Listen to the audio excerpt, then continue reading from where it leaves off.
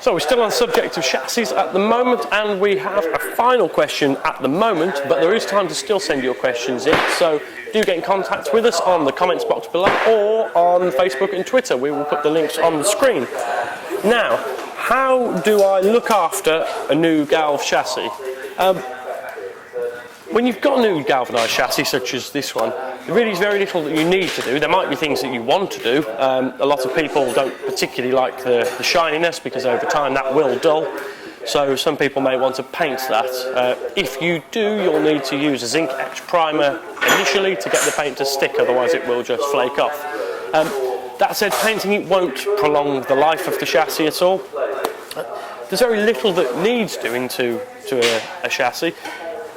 A good tip that we picked up recently is not really to look after the chassis, but to look after the other things that you bolt to the chassis, is wherever you're putting two different metals together, and in which case of a galvanised chassis, everything that you bolt to it will be a different metal, whether it be aluminium or steel, without bushes in place, then to put something between there to stop galvanic corrosion and other types of corrosion that you can get along the way.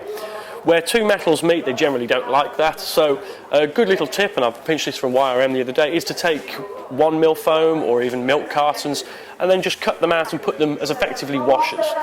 Now, some people do use sealants, but the issue you could potentially have with sealants is that when you put some sealants around, there could be air pockets in there which can actually help corrosion take place.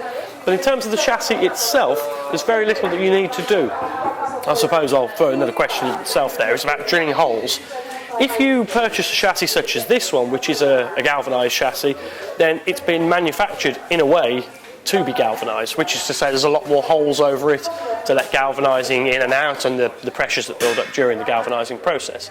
If you decide to galvanise an existing chassis that never was, then there are areas there the galvanising may not get in, or pressures will build up and you can have some galvanising explosions.